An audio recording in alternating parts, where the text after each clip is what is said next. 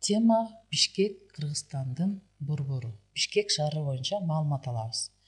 Бишкек Кыргыз Республикасынын саясий, экономикалык, илимий жана маданий борбору, ошондой эле бул жолдордун тоому.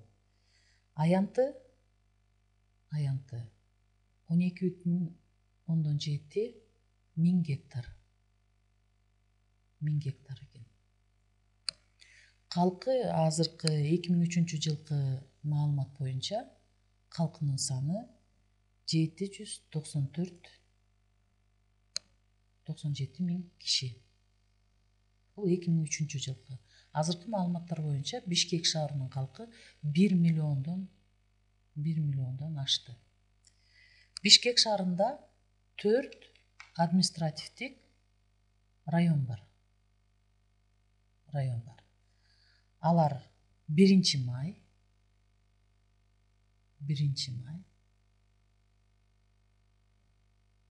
Ленин району,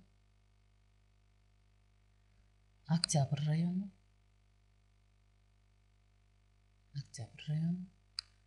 Свердлов району.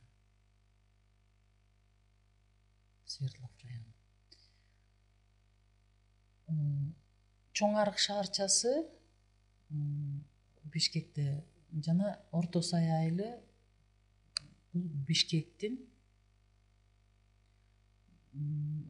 урбанизация дейт кичинекей шаарчалары болуп эсептелинет экен. Шаар бул Кыргыз Ала тоосунун түндүк этегинде Чүйөрөнүн борборунда жайгашкан. Демек, бул Кыргыз Ала тоосу.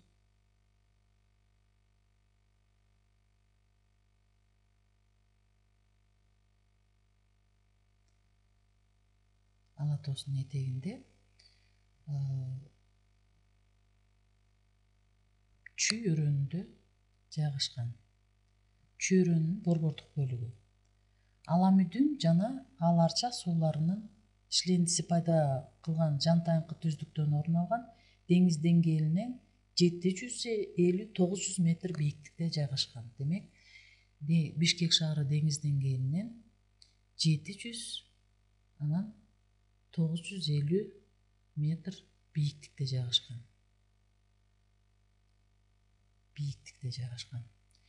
Сейсмикалык райондоштуруу боюнча шаар аймагы 9 баллдуу зонада жайгашкан. Демек, сейсмикалык зонанын 9 балдык районунда жайгашкан. Эгерде жер титирөө болсо 9 балга чейин жер титиреши мүмкүн экен. Бишкек шаары Мейлүн алкактагы континенттик климаттык аймактын түштүк жегинде жайгашкан. Абанын жылдык орточо температурасы 10 градус Цельсия. Январдын температурасы орточо температура -4,6 градус болсо, июлдук болсо, июлдун температурасы бул +24 градус. Бирок бул Бишкек шаарында климаттын аномалиялары болуп турат. Башкача айтканда, 1930 жылы декабрда эң төмөнкү температура бул -38 градуска чейин жетет экен. Аномалия деген мына ушул. Ал эми жайкы ысык болсо +45 градуска чейин жетет экен. Демек, бул өзүнчө бир аномалия. Ал эми жылдык жаан-чачындын саны бул 400-500 мм жаан-чачын жайт экен. 400-500 мм жаан-чачын жайт экен. Бул болсо Бишкек шаарынын картасы болуп эсептелинет экен. Бул Кант шаарынан киргенде Новопокровка, андан кийин бул Жибек жолу көчөсүнө өтүп кетет. Мурунку эң негизги Жибек жолу көчөсү.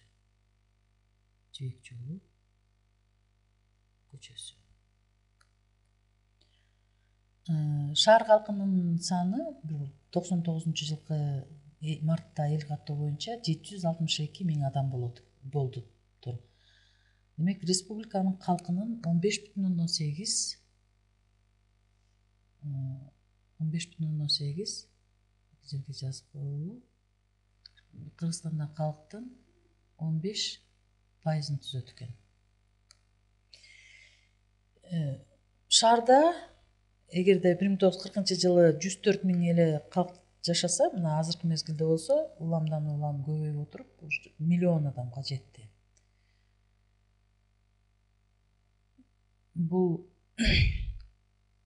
1918-жылы 7-январда Бишкектеги жана бул уездеги бийлик большевиктердин колуна өткөн дагы 1924-жылы 14-октябрдан Бишкек Кара Кыргыз автономиялык областынан өткөн да. Ал эми 1926-жылы Бишкек деп аталбай, бул 1926-жылы Бишкек деген шаардан Бишкек аты 1926-жылы эмес, 1938-жылы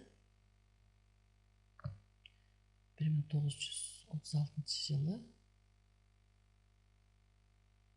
Фрунзе шаары деп борбору болгон да, Фрунзе деп аталган. Эми Бишкек шаарынын өзгөчөлүгү эмнеде болуп атат? Бул эң ири өнөр жай борбору болуп эсептелинет экен. 2002-жылы Бишкек шаарында 125 ишкана иштеген. Кыргызстандын өнөр жайынын 20%-ын же болбосо миллион сомдук, миллиардка жакын сомдук продукциясын өндүргөн да. Өнөр жайдын негизги продукциялары бул электр энергиясы, себеби Бишкек шаарында так эле борборунда бул биз билебиз ТЭЦ бар. Бишкек бул 9 жолдун тоомунда жайгашып, өлкөдөгү эң ири транспорт түйүнү, эң ири автомагистралдары Бишкек-Ош, Бишкек-Балыкчынарын тоору бар. Бишкек шаарынын түндүк тарабынан 30 километр аралыкта Борбордук Азиядагы ири аэропорттун бири Манас жайгашкан. Манас аэропорту мына көрөк жерде Манас аэропорту жайгашкан. Бул аэропорт шаарда ошондой эле Чүй облусунун чет өлкөлөр жана республиканын дээрлик баардык региондору менен аба жолдору аркылуу байланыштырат. Шаарда 2 автобекет, чыгыш жана батыш автобекети бар экен. Бул жерде чыгыш батыш автобекети болбосо чыгыш автобекети жайгашкан. Бишкек эркин экономикалык аймагы 1995-жылы түзүлгөн. Саламаттыкты сактоо баардык борбор бул Бишкек шаарында баардык негизги Кыргызстандын негизги саясий борбору болуп эсептелинет экен. Башкаруу бийликтери президенттин администрациясы, өкмөт, жогорку кеңеш, республикалык сот жана прокуратура, ошондой эле 4-үнчү бийлик деп саналган басма каражаттары жайгашкан. Ошондой эле Бишкекте 10дон ашык чет өлкөлөрдүн өкүлчүлүктөрү иштейт. Алар АКШ, Беларусь, Германия, Индия, Иран, Казакстан, Кытай, Орусия, Өзбекстан, Пакистан, Тажикстан, Түркия жана башка мамлекеттердин өкүлчүлүктөрү иштейт экен. Биз Бишкек шаары жөнүндө маалымат